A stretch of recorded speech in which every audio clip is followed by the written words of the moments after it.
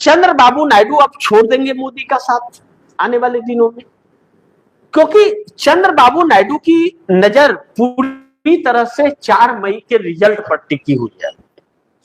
4 मई को जो 5 राज्यों के रिजल्ट आने वाले हैं, और खास करके इसमें नरेंद्र मोदी ने तमिलनाडु में, केरल में बहुत कड़ी मेहनत की है, बंगाल में, आसाम में बहुत कड़ी मेहनत की है। अरे चाय बागान में पत्ते तोड़े हैं, चाय पत्ती के पत्ते तोड़े हैं, बंगाल में नाव में घूमे हैं, झाल मुड़ी खाए हैं, वहां जाकर के तमिल कपड़े का इस्तेमाल किया है, पहने हैं, अलग अलग तरह के किए, वाराणसी में जाकर के डमरू बजाए हैं, त्रिशूल लटकाए हैं।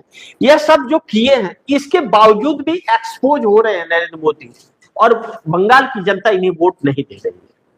इसका मतलब चुनाव आयोग की मदद, प्रशासन की मदद होने के बावजूद भी जो व्यक्ति चुनाव नहीं जीत सकता, इसका मतलब उसके खिलाफ कितना बड़ा आक्रोश है कि उसकी वोट चोरी भी काम नहीं आ रही है। अब ऐसे में चंद्रबाबू नायडू को अब डर लगने लगा है। जिस तरह से महंगाई बढ़ने लगी, जो चुनाव को लेकर के रोकी गई थी, अब बेकाबू हो रही है, और लगे हुए रोजगार लोगों की भारी मात्रा में जाने लगे हैं, इससे चंद्रबाबू नायडू को डर लगने लगा है। क्योंकि और डर तो योगी आदित्यनाथ को लगने लगा है कि पश्चिम बंगाल के बाद में मात्र 8 महीने बाद चुनाव होने वाले हैं उत्तर प्रदेश के, तो योगी का क्या होगा। लेकिन फिलहाल मोदी से डर चंद्रबाबू नायडू को लग रहा है।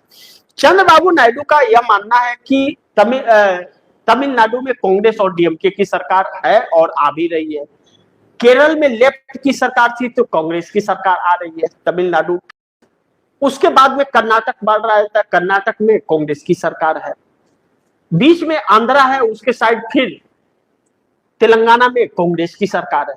तो सभी राज्यों में, उसके अगल बगल के सभी राज्यों में सहूलियतें होंगी, महिलाओं को सम्मान, बाकी सब चीज सस्ते होंगे, और तमिलनाडु में महंगे होंगे और आंध्र प्रदेश में महंगे होंगे। बेरोजगारी हर जगह जा रही है, तो कांग्रेस अब सिलेंडर का दाम जैसे 1000 रुपये बढ़ गया, इन सरकारों ने सब्सिडी दे दिया जनता को कि चलो हम सब्सिडी अब सरकार की तरफ से देते हैं, तुमको उसी रेट में मिलेगा। और चंद्रबाबू नायडू नहीं दे पाएंगे, क्योंकि चंद्रबाबू नायडू इसलिए नहीं दे पाएंगे क्योंकि वह मोदी के साथ है, और वह देंगे तो कहां से देंगे। 4,80,000 करोड़ के कर्ज में तो आंध्रा वैसे ही डूबा हुआ है, और उनके पास कर्ज भरने के पैसे नहीं देते, बहुत मुश्किल से आंध्रा चल रहा है। ऐसे में मोदी सरकार की तरफ से उनको सपोर्ट नहीं मिल रहा है उतना, तो ऐसे में चंद्रबाबू नायडू को लेकर के नाराजगी हो रही है। तो नाराजगी हो रही है तो चंद्रबाबू नायडू मोदी के साथ रहे तो आने वाले वक्त में उनकी सरकार भी चली जाएगी, क्योंकि लोग विरोध करना शुरू कर दिए, नाराजगी बढ़ रही है। तो 29 के चुनाव चंद्रबाबू नायडू के लिए चुनौती बन जाएगी। अगर सरकार चुनौती बन गई और सरकार वापस नहीं आई तो 360 करोड़ रुपया कौशल विकास परियोजना के तहत केस है उनके पास, आरोप है, फिर से जेल का दरवाजा खुल जाएगा। 2024 लोकसभा चुनाव के पहले 52 दिनों तक जेल में थे, वहां पर जगनमोहन रेड्डी और इधर नरेंद्र मोदी दोनों ने मिलकर जेल में डाल दिया था। लेकिन एक इंटरनल सर्वे ने सारा खेल खराब कर दिया कि जगनमोहन रेड्डी चुनाव हार रहे थे। ऐसे में नरेंद्र मोदी ने जेल से निकाल करके और चंद्रबाबू नायडू से गठबंधन कर लिया, सत्ता आई और सांसद चुन करके आए।